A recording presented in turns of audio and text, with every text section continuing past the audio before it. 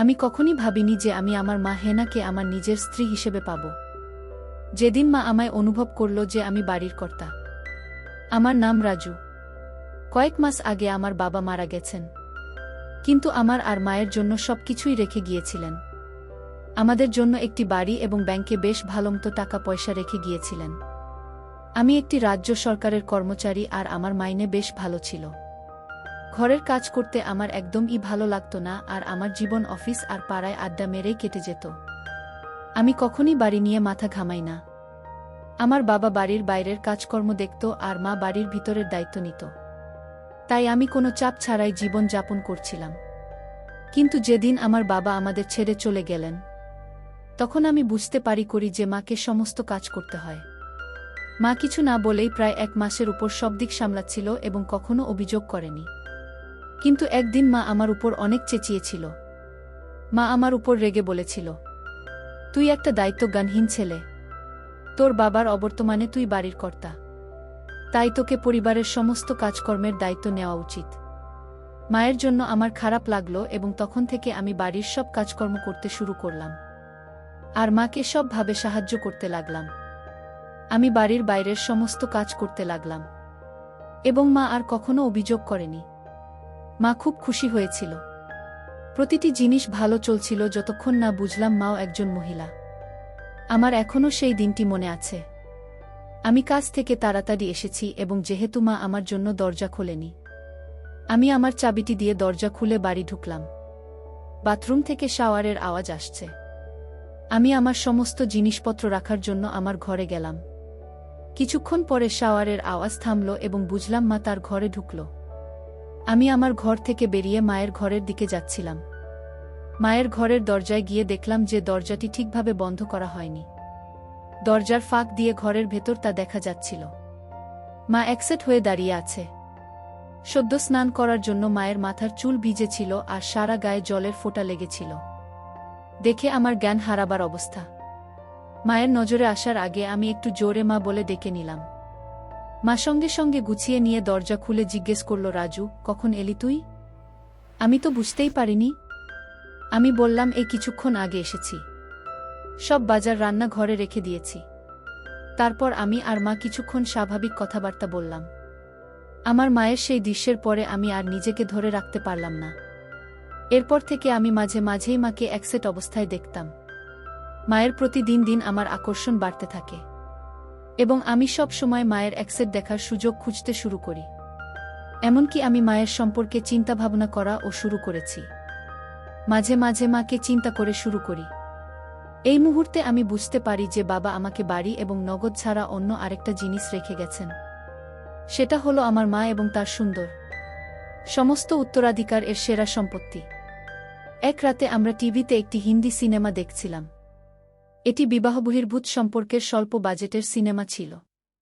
সিনেমাটায় অনেক দৃশ্য ছিল, যদিও পুরো দৃশ্য ছিল না, কিন্তু নায়িকার ডিপ কাট, নায়কের নায়িকাকে দৃশ্য বা নায়িকার দৃশ্যগুলো খুব ছিল। সিনেমাটা দেখতে দেখতে আমরা দুজনেই খুব হলাম। আমি দেখতে পাচ্ছিলাম যে মা খুব হয়ে ভারী শ্বাস নিচ্ছে। সিনেমার পরে আমরা সিনেমাটা সম্পর্কে কিছুটা আলোচনা করলাম এবং তারপরে আমরা আমাদের ঘরে চলে গেলাম। আমি এতটাই বিভোর ছিলাম যে ঘরে এসে আমার কিন্তু তারপরেও ঘুমোতে পারলাম না। সিনেমা এবং আমার মাকে নিয়ে ভাবতে ভাবতে হাতের কাজ করলাম। আমি দেখলাম যে আমাকে কিছু করতে হবে। আমি চিন্তা করলাম, যেহেতু আমি বাড়ির কর্তা, তাই বাড়ির মহিলাকে আমার কর্ত্রী বানাতে হবে। আমি আমার বাড়ির মহিলাকে সন্তুষ্ট করব এবং সে আমাকে সন্তুষ্ট করবে। আমি এটাও জানতাম যে মহিলাটি আমার মা এবং সে আমাকে তার অংশীদার হিসাবে গ্রহণ করবে না। আমি সেটা মাকে বোঝালেও সে সেটাতে রাজি হবে না, তাই সবচেয়ে ভালো জিনিস হবে প্রথমবার মাকে জোর করা। একবার যদি মাকে জোরে করে আনতে পারি তাহলে সে পরে আমাকে তার প্রেমিক হতে দেবে। এইসব ভাবতে ভাবতেই আমার আবার শক্ত হয়ে গেল। আমি আস্তে আস্তে আমার ঘর থেকে বের হয়ে মায়ের ঘরে চলে গেলাম। দরজা বন্ধ থাকলেও লক করা ছিল না। আমি দরজা খুলে মায়ের ঘরে ঢুকলাম।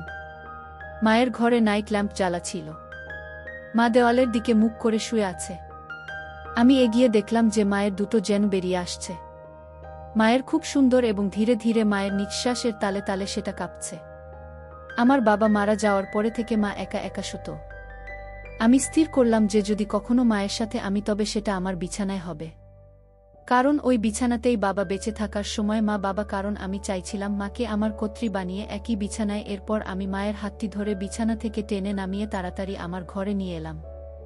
মা ঘুমের ঘরে কিছু বোঝার আগেই আমার ঘরে এনে দরজাটা লক করে দিলাম। মা থতমতভাবে আমার দিকে জিজ্ঞেস করল, কি করছিস? আমি কিছু না বলে মায়ের টানতে লাগলাম। মা দু হাতে করে ধরে আছে যাতে আমি সেটা খুলতে না পারি। কিন্তু আমি তখন পাগলে হয়ে আরও জোরে টানতে লাগলাম আর মায়ের সব চেষ্টা ব্যর্থ হয়ে গেল। মা এবার বুঝতে পারছিল যে কি হতে চলেছে। মাকে ওই অবস্থায় দেখে আমার ফেটে বেরোতে চাইছিল। এরপর মাকে কাছে টেনে নিতেই মা আমাকে ধাক্কা দিতে শুরু করল।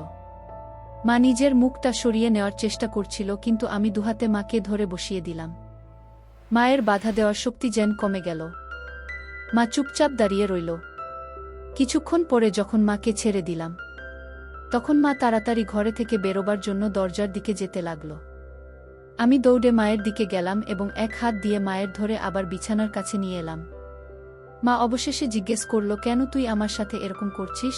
আমি বললাম, কারণ তুমি আমায় বলেছিলে যে আমি বাড়ির কর্তা, তাই আমি তোমায় আমার কর্ত্রী বানাতে চাই। মা বলল, কিন্তু আমি তোর মা, মায়ের সাথে এসব হয় না। এই বলে কাঁদতে শুরু করল। তুমি মায়ের সাথে সাথে একজন মহিলাও, তাই না? এই বলে মায়ের জবাবের অপেক্ষা না আবার বললাম, মা তুমি আমায় আর বাধা দিও না, আমার জন্য প্রস্তুত হও। কাঁদতে কাঁদতে মা বিছানায় চিৎকার করে বলল, তুই কি চাস আমার থেকে? আমি কিছুই বললাম না, শুধু কাজ চালিয়ে গেলাম। মা কাঁদতে কাঁদতে বলল, এরকম করিস না, আমি তোর মা হই। আমি মায়ের মুখের দিকে তাকিয়ে বললাম, এবার থেকে তুমি আমার জীবন সঙ্গিনী ও হবে। পরের দিন সকালে যখন উঠলাম, মাকে বিছানায় দেখলাম না। আমি তখনও আমার বিছানা ছিলাম। আমার এখনও মেঝেতে রয়েছে, তবে আমার মায়ের চিহ্ন নেই। এক মুহূর্তের জন্য আমি ভাবলাম যে আমি কি স্বপ্ন দেখছিলাম, কিন্তু তারপর যখন বিছানায় দেখলাম যে দাগ, তখন বুঝতে পারি যে এটি স্বপ্ন নয়, আমি সত্যি করেই মাকে। রাতে আমি তখন খুব অপরাধবোধ অনুভব করলাম। আমার ঘরের বাইরে হাঁটার মতো সাহস আমি পেলাম না। আমি যতক্ষণ পারলাম ঘরের মধ্যেই থাকলাম। এটা ভালো যে সেদিনটা রবিবার ছিল।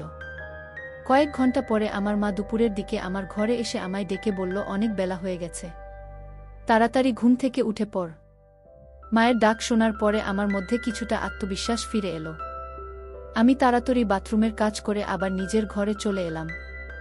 আমি আমার মাকে আরও বেশি সময় এড়াতে চেষ্টা করেছি যতক্ষণ না সে আমাকে আমার লাঞ্চ খেতে ডেকেছিল। সেই দিনটি আমাদের দুজনের জন্য এক ভয়াবহ দিন ছিল। আমরা কখনই কোনো কথা বলিনি। এইভাবে আরও কয়েকদিন পার হলো, যেখানে আমি আর মা দুজনকে এড়িয়ে চলতে লাগলাম। যেহেতু আমি চাকরি করি, তাই অনেকটা সময় আমি বাড়ির বাইরে থাকতাম। না হলে এরকম পরিস্থিতিতে আমি হয়তো পাগল হয়ে যেতাম। এই সময়ে মা ও আমাদের প্রতিবেশী এবং নিকটাত্মীয়দের সাথে অনেক সময় দিত। সম্ভবত আমার থেকে দূরে থাকার জন্যই মা এটা করত বলে আমার ধারণা। প্রায় 1 মাস শেষ হবার পরে আমি ঠিক করলাম এইভাবে চলতে পারে না এবং আমাকেই কিছু একটা করতে হবে। বৃহস্পতিবার আমাদের রাতের খাবারের পরে আমি মাকে বললাম, মা আমি খুব দুঃখিত এবং আমি কখনোই তোমাকে আঘাত করার জন্য এটা করিনি। আমি সত্যি তোমায় খুব ভালোবাসি। মা আমার দিকে তাকিয়ে তারপর কান্নায় ফেটে পড়ল। আমার খুব খারাপ লাগছিল। স্বাভাবিক অবস্থায় ফিরে আসতে আরও 2 দিন লেগেছিল। আমাদের মাছেলের সংস্কারের স্বাভাবিকতা কখনই ফিরে আসেনি। মা সর্বদা আমার কাছ থেকে দূরে থাকার চেষ্টা করেছিল এবং যখন পরিবর্তন করত অথবা ঘুমাতে যেত সবসময় নিজের ঘরের দরজা লক করত। প্রায় 3 মাস আমরা আমাদের জীবনকে এভাবেই কাটালাম।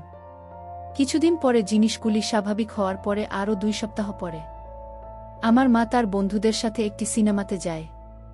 আমি জানতাম যে মা একটি মুভিতে যাচ্ছেন, কারণ মা আমার কাছ থেকে কিছু টাকা নিয়েছিল। আমিও নিজের কাজের জন্য শহরের বাইরে একটা ট্রিপে গেলাম। 2 দিন পরে যখন আমি আমার ট্রিপ থেকে ফিরে এলাম, যখন দেখলাম যে বাড়ির পরিবেশটা অনেকটাই আলাদা হয়ে গেছে। আমার মা খুব সুন্দর একটি শাড়ি পরেছে এবং তার চুলে ফুল লাগিয়েছে। সাধারণত বিধবা মহিলারা তাদের চুলে ফুল কখনো লাগায় না। মায়ের মনও খুব ভালো মেজাজে আছে বলে মনে হচ্ছে। আমি খুশি হয়েছি, কিন্তু মাকে এইভাবে দেখে হতবাক হয়েছি। আমি ঘরে এসে মায়ের জন্য আনা মিষ্টি মায়ের হাতে দিলাম আর মা হাসি মুখে সেটা নিল। মা আমার ট্রিপের ব্যাপারে অনেক কিছু জিজ্ঞাসা করল। আমি বুঝলাম যে মা আমায় ভালোভাবে গ্রহণ করেছে।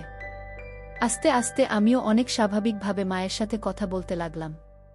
আর মাকে খুব ভালোভাবে দেখতে লাগলাম। আমি খুশি হলাম যে মা স্বাভাবিক অবস্থায় ফিরে এসেছে। রাতের খাবারের পরে মা আমায় স্নান করে আসতে বলল। আমি অবাক হয়ে মাকে জিজ্ঞাসা করলাম, আমি এত রাতে স্নান করে কি করব? মা গম্ভীরভাবে বলল, আমি যখন বলছি তখন তুই স্নান করে আয়। আমি অনিচ্ছা সত্ত্বেও স্নান করতে গেলাম, কারণ আমি মাকে আর রাগাতে চাইছিলাম না। আমি স্নান করে ঘরে আসতে মা আমায় বলল, নতুন গেঞ্জি পরে ঘরে শুয়ে থাকতে বলল।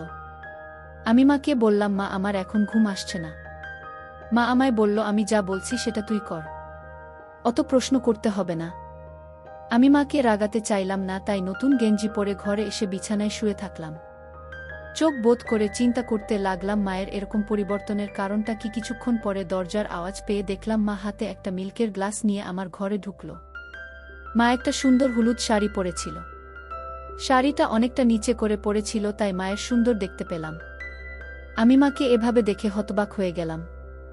মা যেন ঠিক এক নববধূর মতো আমার ঘরে ঢুকল, কারণ সাধারণত নববধূ রায় হাতে মিল্কের গ্লাস দিয়ে এইভাবে ঘরে প্রবেশ করে।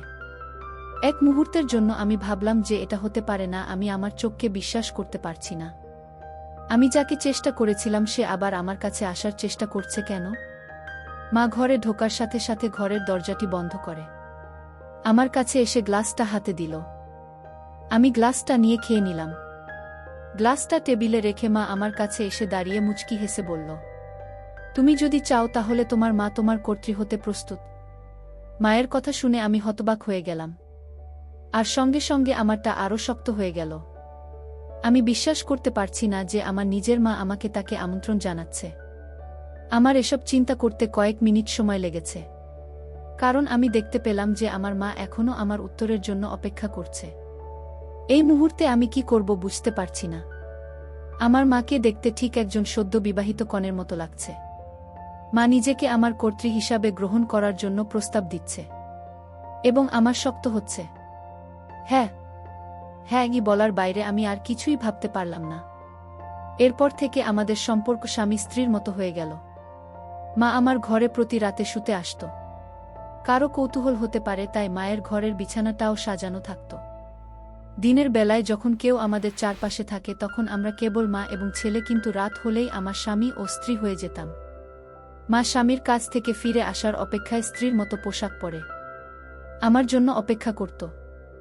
আমি যখন কাজ থেকে বাড়ি ফিরে আসি তখন আমার মা সুন্দরভাবে সেজেগুজে থাকত। মা আমার কাছে স্ত্রী এবং আমি তার স্বামী ছিলাম। কয়েক মাস পরে ৪৩ বছর বয়সে আমার মা হেনা আবার হল। এবার মায়ের আমার বাচ্চা, তার নিজের ছেলের বাচ্চা। আমি খুশি, আমাদের বাচ্চা আর ৬ মাসের মধ্যে পৃথিবীতে ভূমিষ্ঠ হবে। এইভাবেই মা আর ছেলের প্রেমের সম্পর্ক আর সংসার চলতে লাগল। এখন মা আর আমি দুজনেই খুব খুশি। সবাই দোয়া করবেন।